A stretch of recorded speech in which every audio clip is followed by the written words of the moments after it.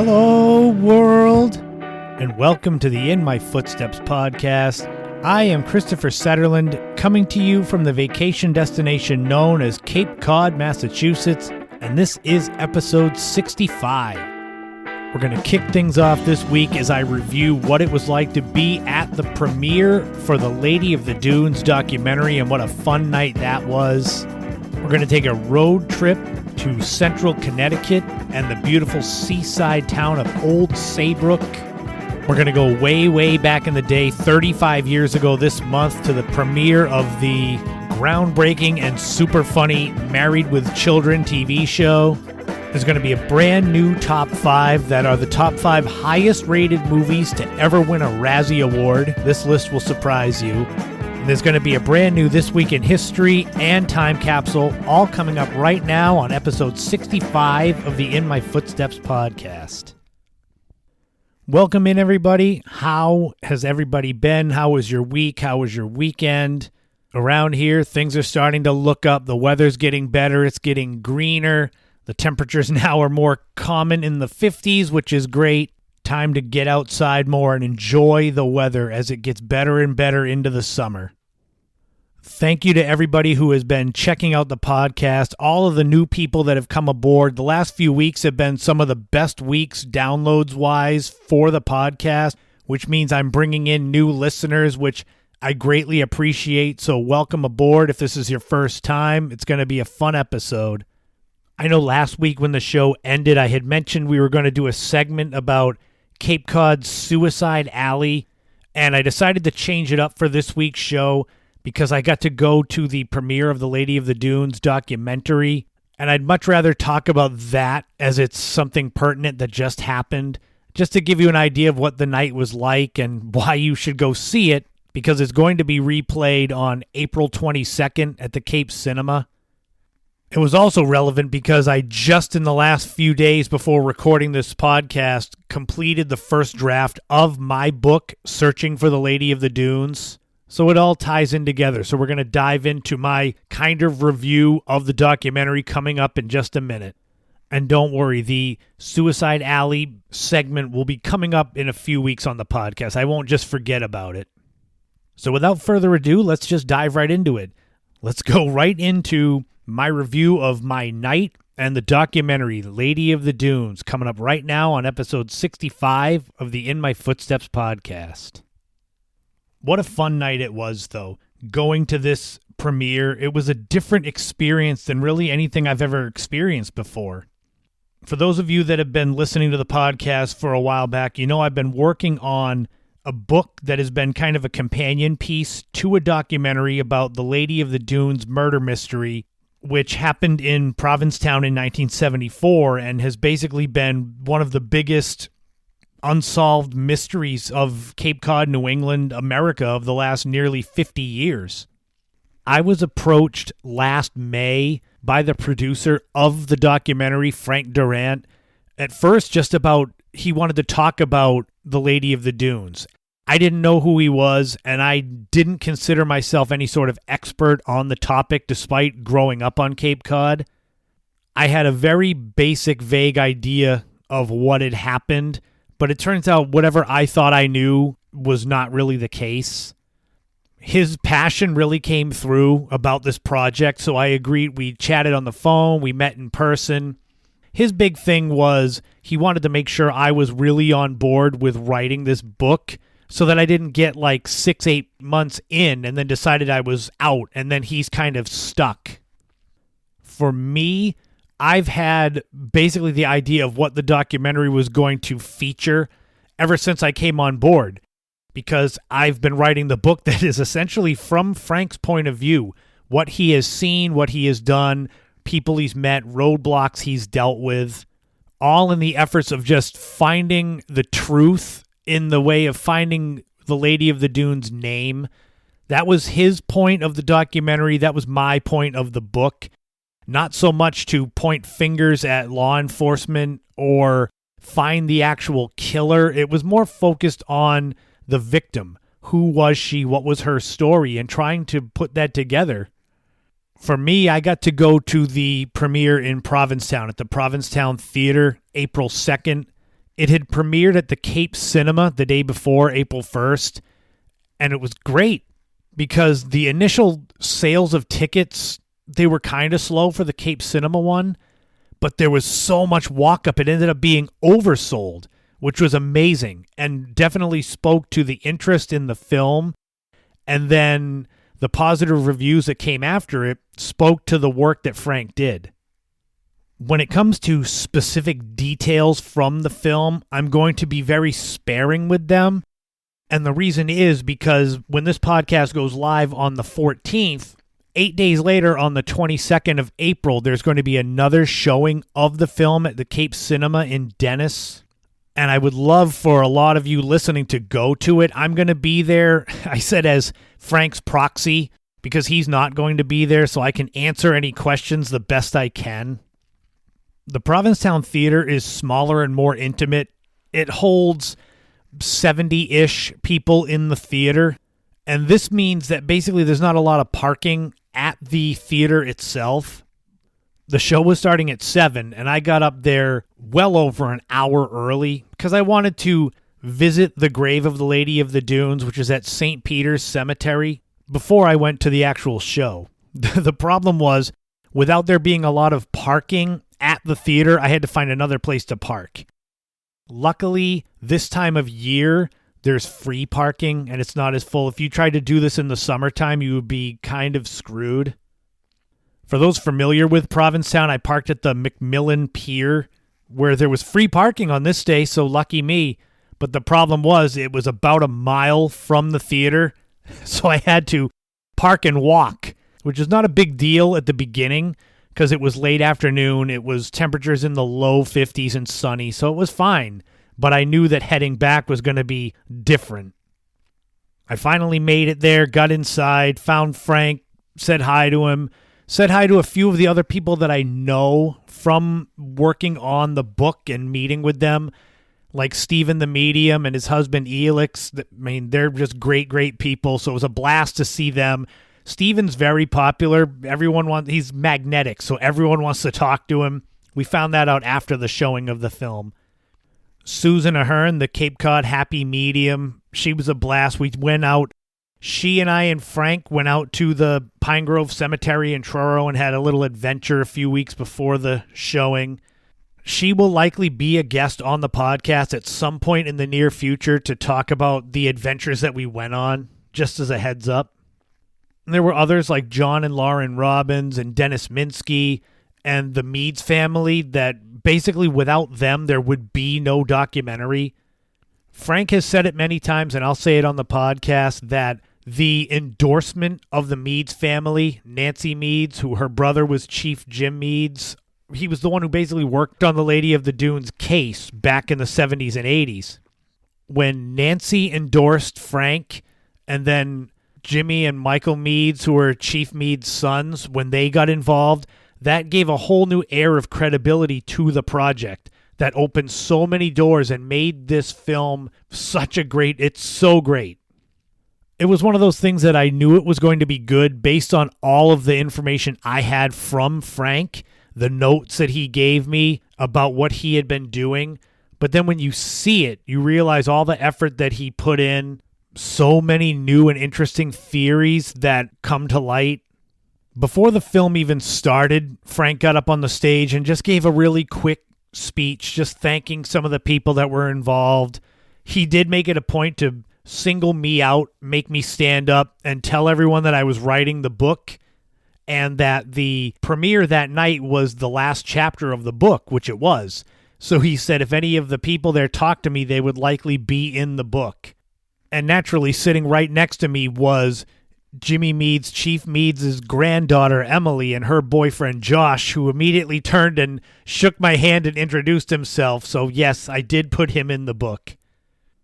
As he had told me he was going to do, once Frank gave the speech and introduced the film and the lights went down, he exited the theater and went right out the front door. Nobody knew about it except me. So when the movie was over and the lights came back up, everyone was looking for him. I said, nope, he's long gone.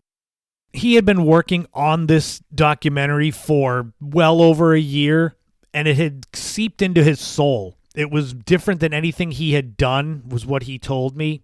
So he needed to close this chapter, which is then why I say at the showing on April 22nd at Cape Cinema, I am Frank's proxy, because he's basically on to his next film. And with me, the book, the first draft is done, but it's not, I don't have a publisher yet. I may have some news on that coming soon. But so for me, this is not done at all. The book has a lot of stuff in it that was not able to fit into the film. Frank had 52 hours worth of footage he had to cut down to 90 minutes, plus so many more notes that he found, things that came to light after he wrapped filming, that are all going to be in the book. The film itself is fascinating with the evidence that comes to light.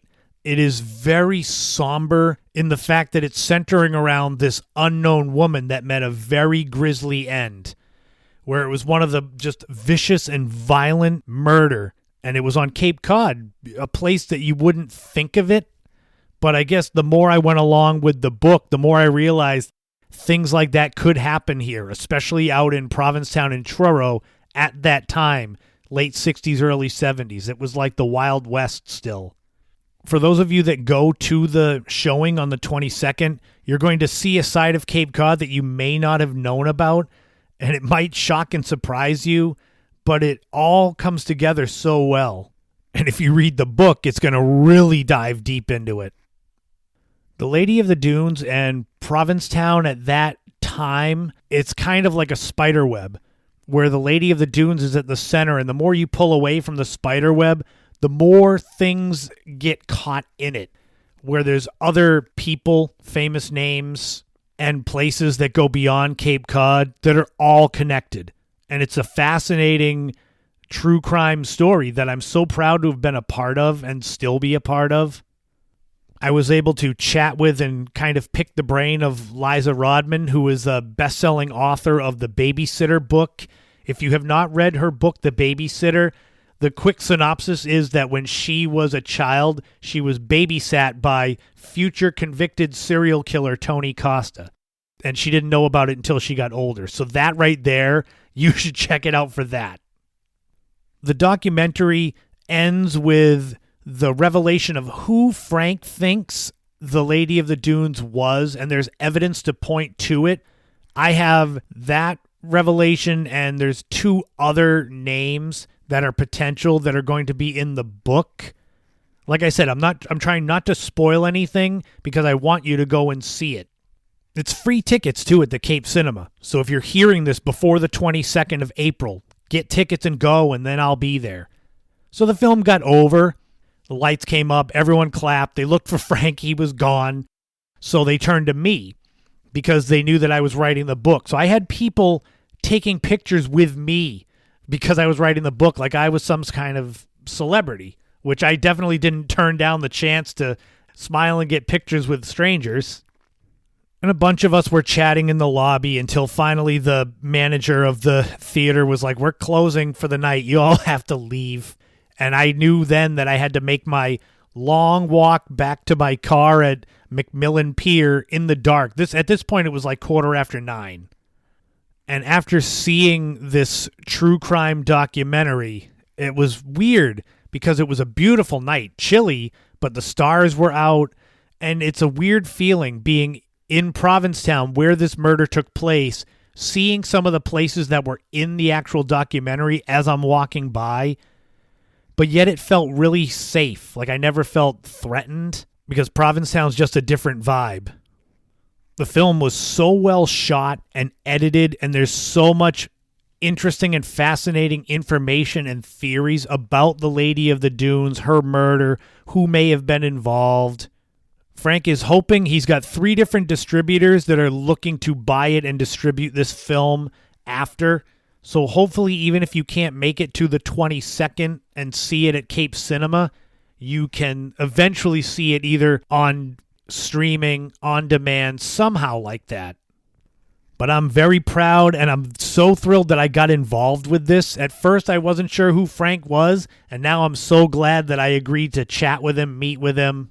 because this film is excellent and the book could potentially be a big, big moment in my life. So that's kind of my review of the night. Like I said, the details, specific details on the film itself, I'm trying to keep on the down low, only so that you'll go and see it. Naturally, when there's more information about a distribution deal for the film or a publisher for my book, I will let you know. And like I said, Susan Ahern, the Cape Cod Happy Medium, will likely be on the podcast at some point in the future. Maybe I'll get Steven the Medium on here as well, because I'd love to chat with him. He's a blast to just talk with. But to wrap it up, April 22nd, Cape Cinema, go to their website and get tickets and go. I will be there to try to answer any questions as Frank's proxy. So I hope to see all of you there to see the Lady of the Dunes documentary.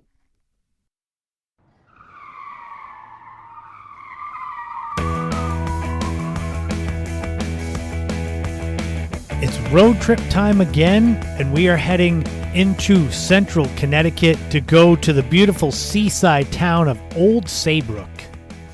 Old Saybrook is right on Long Island Sound, right at the mouth of the Connecticut River, and it's an amazing spot to go and check out, drive, walk around. In order to get there, you're looking at about 125 miles southwest of Boston and just over 70 miles southwest of Providence.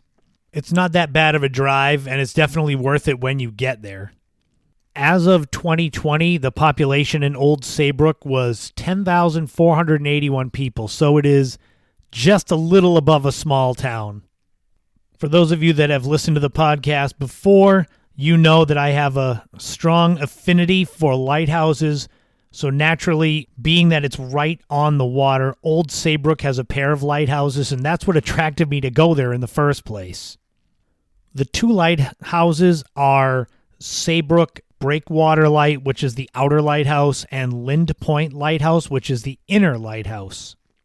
Saybrook Breakwater Lighthouse is in the posh village of Fenwick. Fenwick was once home to legendary actress Katharine Hepburn. And not to go off on too much of a sidetrack, but there is in Old Saybrook the Katharine Hepburn Cultural Arts Center. That's at 300 Main Street.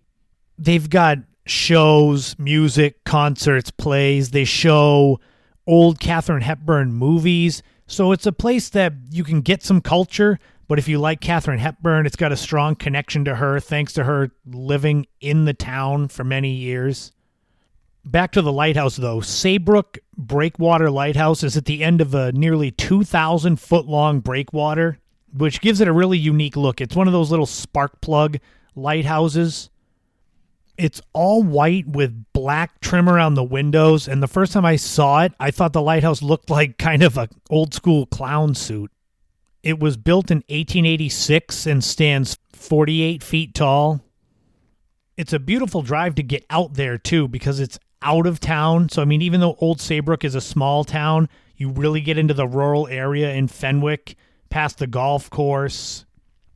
For convenience, Lind Point Lighthouse, the inner lighthouse, is only a couple of 100 yards away from the breakwater light. This is in someone's yard, though, so you can't get too close. You can get close enough and get some good photos of it. This one is much different than the breakwater lighthouse. It's 71 feet tall. It was originally built in 1838, and the octagon-shaped tower built out of brownstone has held up really well in nearly 200 years. But of course, for those of you that don't enjoy lighthouses as much as I do, there's a lot more to see in Old Saybrook. And like I was saying, they're right on Long Island Sound, so you know there's beaches. And if you're going to check out a beach, you should check out Harvey's Beach. This beach is on Plum Bank Road, and it's kind of small. It's maybe a little over 100 yards in width, but it is usually seen as one of the best beaches in Connecticut. You've got all the traditional beach stuff. If you've been to one beach, you know you get swimming, boating, fishing. But even when you say if you've been to one beach, you've been to them all, that's not true. So a beach like Harvey's Beach that is held in high regard, you've got to go check it out. If you want a little more culture and you like history, check out Fort Saybrook Monument Park on College Street. The fort at Saybrook is important as it was the first fortified settlement, first fort in New England, built in 1636. And it was the epicenter of the battle between the English settlers and the Pequot tribe of Native Americans in 1636 and 37. The 17-acre park right on the Connecticut River has monuments and markers that depict the founding of Saybrook in 1635. There's beautiful views. There's a boardwalk. It's free, so that's even better. And you can go there and learn a little bit about the town, but you've also got the beautiful natural surroundings too. So you're like distracted from the fact that you're learning. At this point in Old Saybrook, you've been running around, you've been at the beach, you've been to Fort Saybrook, you've checked out the lighthouses, you've built up an appetite. So it's time to grab a bite to eat at Mystic Market South. It's at 70 Mill Rock Road East. First opened in 2015. They've got fresh, wholesome ingredients. They got lighter fare. You can grab something and go and keep moving. Great sandwiches, fresh baked desserts, Stumptown cold brew coffee, and so much more. Check them out at mysticmarket.com and see for yourself. I obviously can't do justice to a lot of these places in the road trip when I'm describing them. That's why I give out a lot of the websites so you can go see. You can make a day trip out of going to Old Saybrook, but with all these places that I mentioned on the road trips, I always think it's better to spend the night, get the full experience, and if you're going to go spend the night, you might as well go to the Saybrook Point Resort and Marina, located at 2 Bridge Street. Also check them out at saybrook.com. They're kind of a one-stop shop. They've got their own restaurant in there, fresh salt. They've got the marina, so you can dock your boat there if that's how you want to come into town. They've got the Old Saybrook Spa, so you can get some relaxation. They've got 82 rooms in the main inn. They've got a lighthouse suite. And they've also got 14 rooms at some of their guest houses. So if you go to the website, saybrook.com, you'll get all the information you need. For even more information about what to do and see and where to stay in Old Saybrook, visit oldsaybrookchamber.com. They've got everything you could need. There's also ctvisit.com, which is more of an overall state travel and tourism site. You can go there, look up Old Saybrook, get a lot of great travel ideas and photos. Or better yet, just set your GPS and drive. Go there, find your own way. If you don't like the lighthouses, there's beaches, there's the fort, there's great places to eat, great places to stay. Katharine Hepburn Cultural Arts Center to see movies and plays and concerts. Or you can sit along the Connecticut River and watch boats pass and just lose yourself in the small town seaside feel that is Old Saybrook. 125 miles from Boston, 70 miles from Providence, a little seaside oasis in Connecticut. Old Saybrook. Go and check it out and tell me what you think. And I'll be back next time with a new road trip to one of the other amazing cities, towns, and villages that the 6 states of New England and beyond have to offer.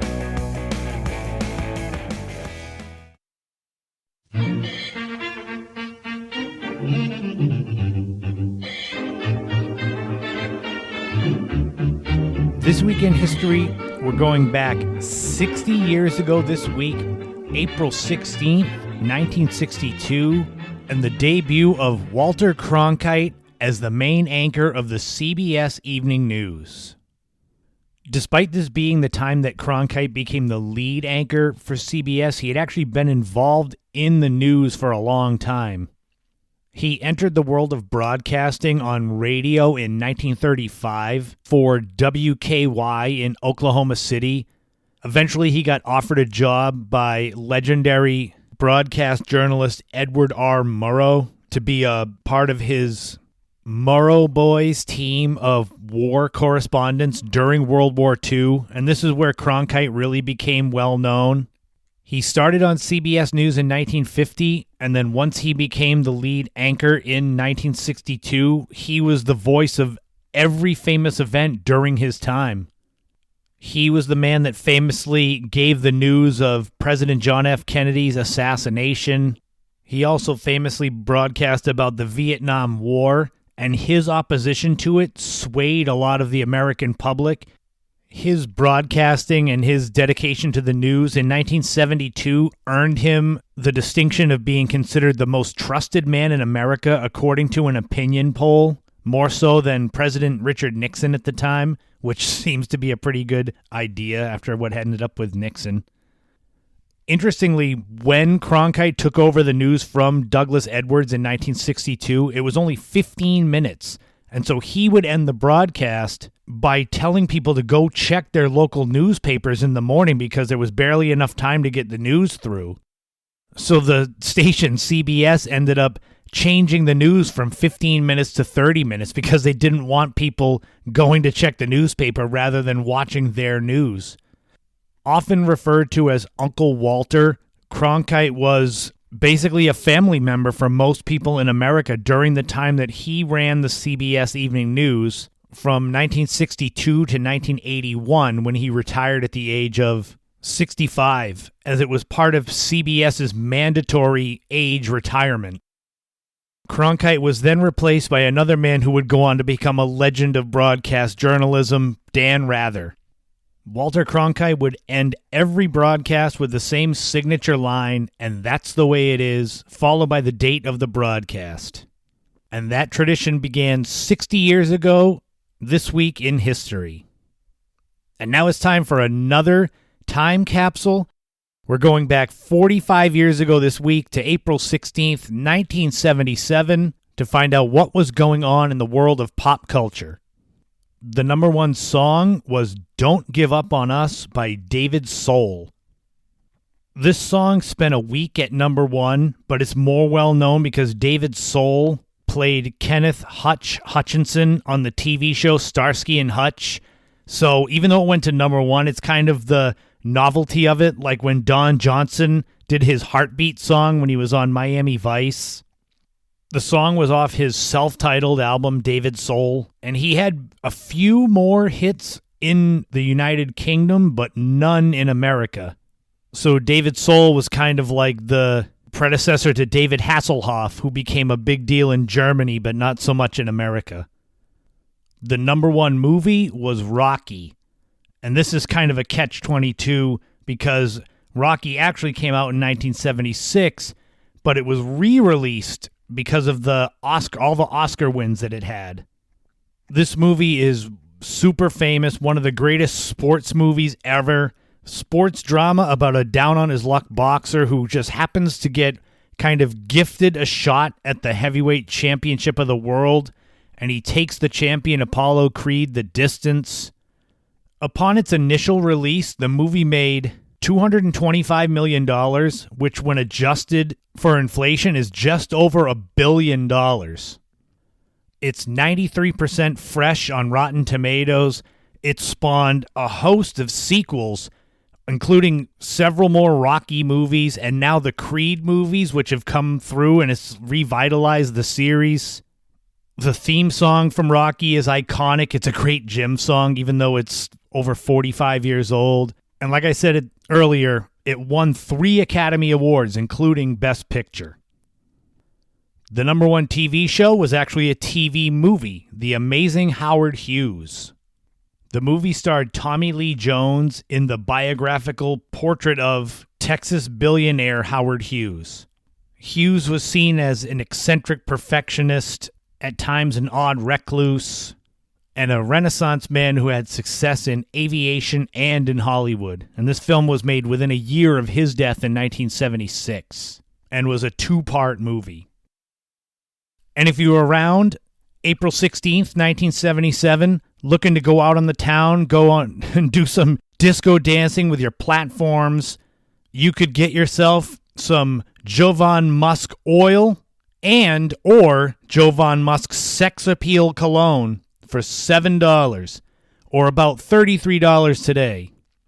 I have no idea what it smelled like. I have no idea if that was a good deal, but I do know you could get it, slap it on, and go out to the disco and see what it does for you. And that's going to wrap up another time capsule, another This Week in History. But now it's time for a brand new top 5. We just talked about Rocky and being one of the greatest films possibly of all time and the Oscar award winning that it did. Well, now we're going to explore the top rated films to ever win a Razzie Award. So we go from the Oscars to the Razzies right now on a brand new top 5.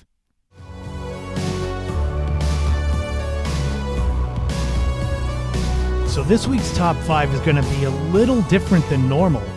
Typically when I do these, I always say the lists are in no particular order. But this week is going to be different because the list is going to be in a particular order. So we're going to be looking at the top 5 highest rated movies to win a Razzie Award. And this is according to Rotten Tomatoes. So this list is going to go in order. These films all won some sort of Razzie Award, which is, the opposite of the Oscars for the worst films of the year. And naturally, with every list, there are some honorable mentions, so we'll kind of get the ball rolling with this. Honorable mentions for the top 5 highest rated movies to win a Razzie Award. They include Twister, which was 61% fresh rating. Interview with the Vampire, which was 64% fresh rating. And The Addams Family, which was 65% fresh rating on Rotten Tomatoes.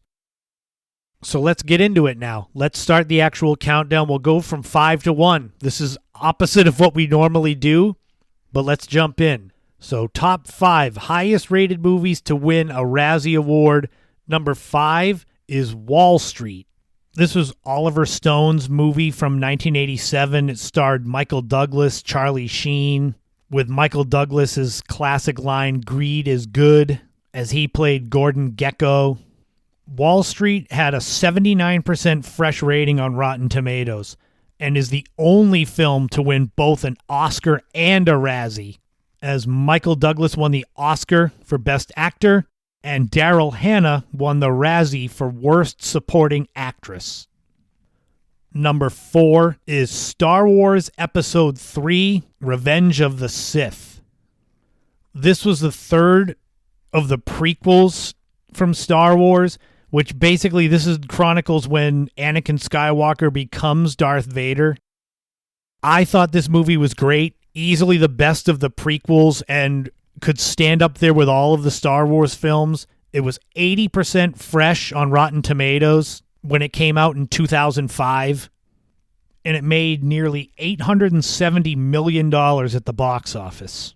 But actor Hayden Christensen, who played Anakin Skywalker, won a Worst Supporting Actor Razzie for his portrayal.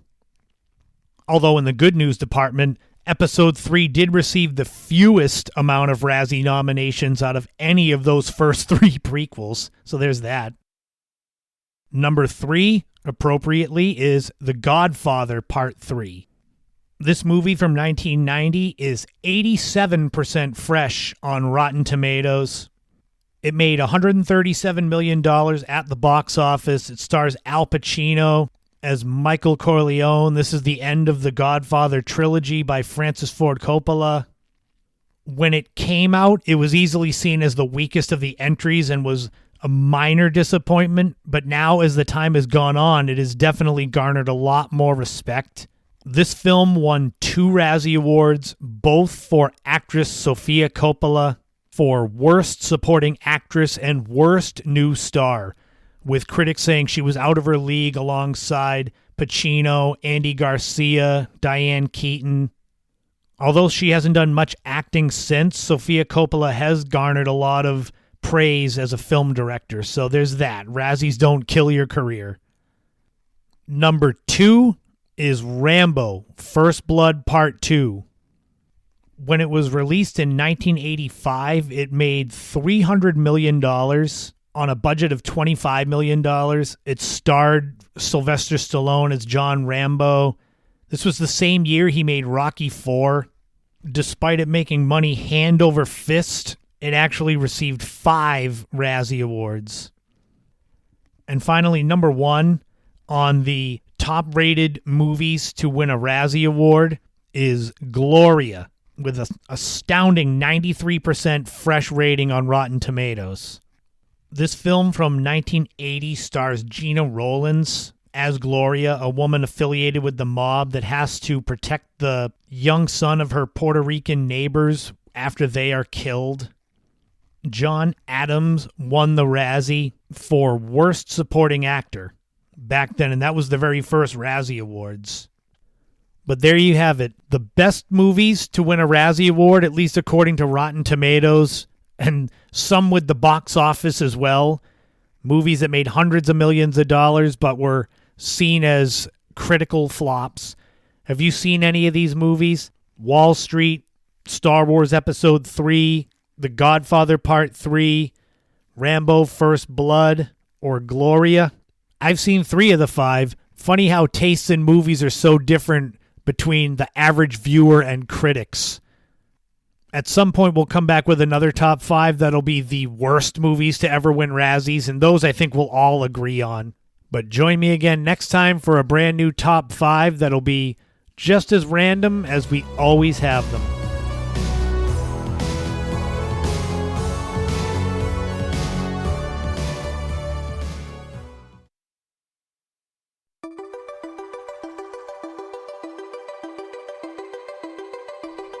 "35 years ago this month, on April 5th, 1987, a television show debuted on a brand new network that challenged the censors, that changed the culture as far as what was on TV.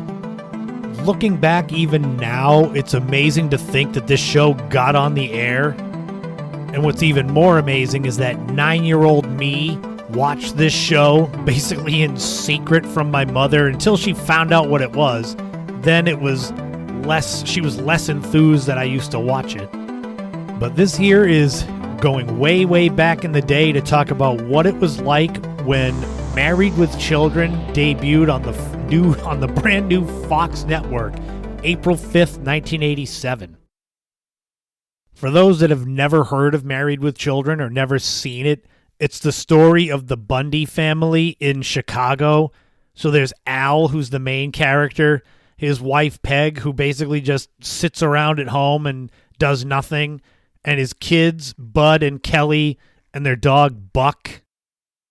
And this family was dysfunctional in an over-the-top comedic way.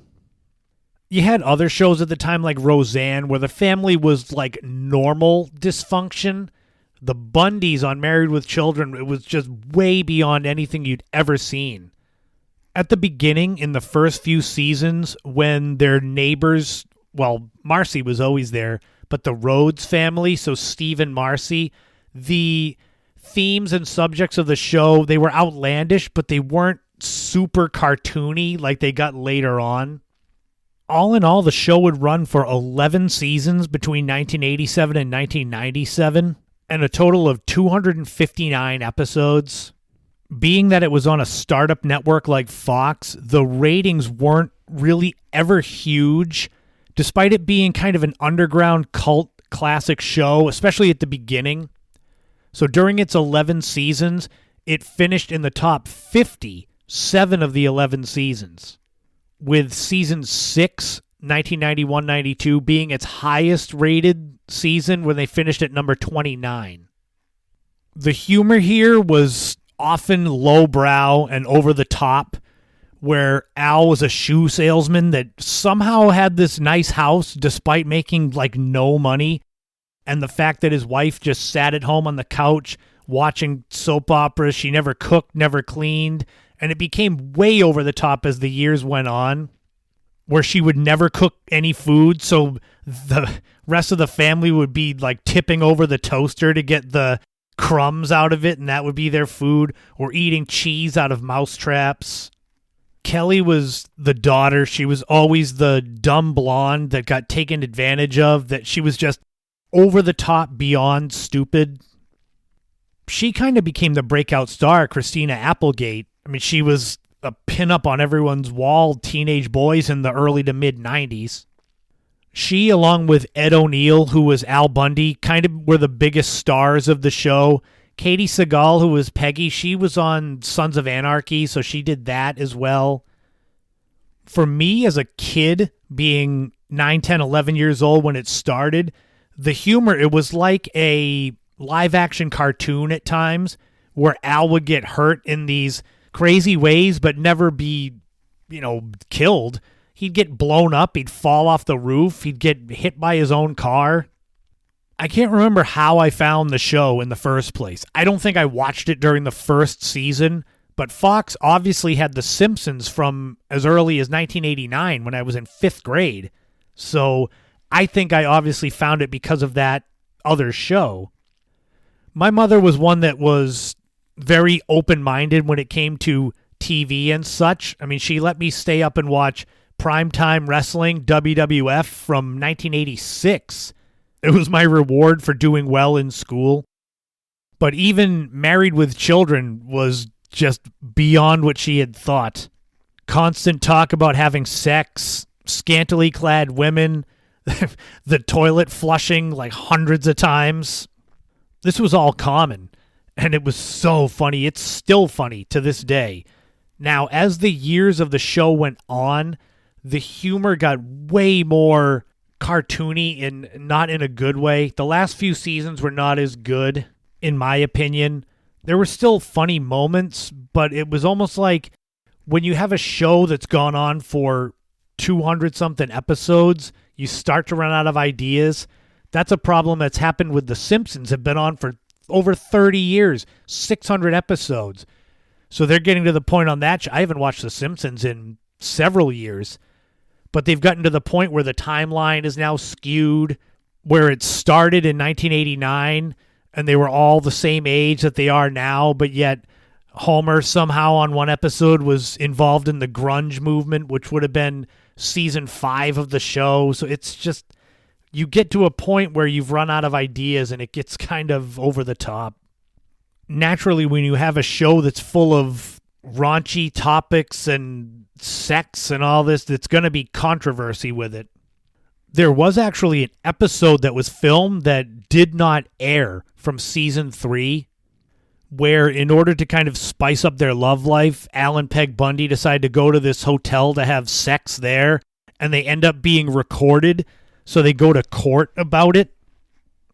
And this episode was deemed so controversial that it was never shown. Well, I shouldn't say never shown. It was called the Lost Episode, or referred to as that. The episode was called I'll See You in Court. It did not air until 2002, 5 years after the show was canceled, on the FX network. The Parents Television Council voted it the worst show on TV in its last 2 seasons, saying it was just mean-spirited and misogynistic, which, I mean, it is. But you've got to take it with a grain of salt that it's not meant to be taken seriously. Although I could see their side where if there's kids watching it, it would repeat some of the lines. But hey, I watched it when I was a kid and I didn't. So you leave it up to the parents to decide what's right for their kids. My mom, it wasn't that she approved of me watching it, but I think she had more faith in her kids that they weren't going to turn into Al and Peg Bundys. But yeah, I could see where a show with a lot of toilet humor and Al going to strip clubs and reading adult magazines, that might ruffle some feathers. In my opinion, when it's at its best, Married with Children is one of the funniest shows that was ever on TV. But that was when it was at its best. There were some episodes, as it got on, that were just not as good. But the character of Al Bundy, the shoe salesman that is trying to live through his high school football days, who hates his wife but doesn't get divorced, has a bad job but somehow affords his house, it just made for some super funny content. And you can go on YouTube, and they have clip videos where it's like the best of Al's insults and things like that. If you've never seen the show and you want to get a taste of what it was all about.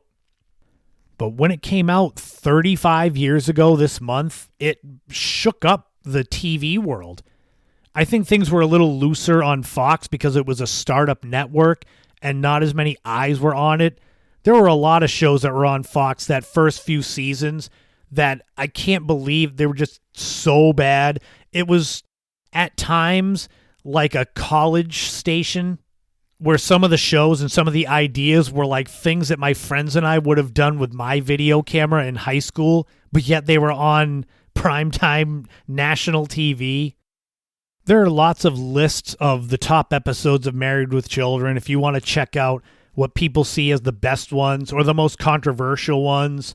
I mean, the one where Santa Claus dies in their backyard, a guy that's in the suit skydives out of it, and he's supposed to land in the parking lot of the mall, but he lands in the Bundy's backyard. There's a time that Vanna White shows up and tries to buy Al. There's one, I think, where he's trying to fix the roof and he just constantly falls off on his head. So many funny episodes, and it's 35 years ago this month it started up. So if you've seen it and you know all about it, you know what I'm talking about.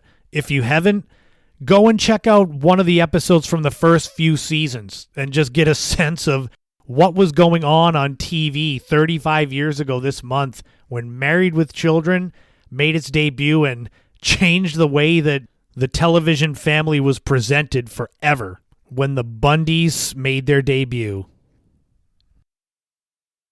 And that's going to wrap up episode 65 of the In My Footsteps podcast. Thank you to everybody who's been tuning in. I really appreciate it. The last month or so has seen a nice uptick in downloads.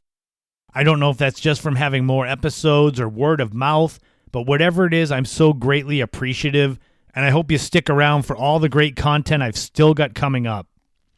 Be sure to tune in Friday nights at 8 p.m. for the Without a Map live streams on Instagram. It's kind of an unofficial sister podcast. We go over the most recent episode, dive a little deeper, and then let things go where they will. It's always a lot of fun. If you want to buy me a coffee, you can go to buymeacoffee.com, support the podcast. Anything you donate goes towards advertising the podcast, and I'll shout you out on here because I appreciate anything like that. Donations are great, but what's better is sharing the podcast and the word of mouth, positive reviews and ratings on wherever you get your podcasts, Apple, Spotify, Pandora. Go follow me on Twitter, follow me on Instagram. My name, Christopher Setterland, easy to find. Subscribe on YouTube. I have plans to make a couple of videos connected to the Lady of the Dunes documentary. I think I'm going to wait a little while until there's a possible distribution deal so I can put links on where to find and watch the movie rather than rushing to make these videos to try to get people to see the next showing on April 22nd because that's a really short window. I don't want to rush it. Like I had said, the film is being shown again on April 22nd at Cape Cinema in Dennis. As of the recording of this podcast, I still don't know the time for it, so I can't give you the time if you want to get tickets. But I have a good feeling this will not be the last time that it will be out for people to see. The film is that good. Be sure to visit ChristopherSetterland.com, my homepage, for links to all of my books that are currently out, links to old podcasts, links to my blog, the In My Footsteps podcast blog, all that good stuff.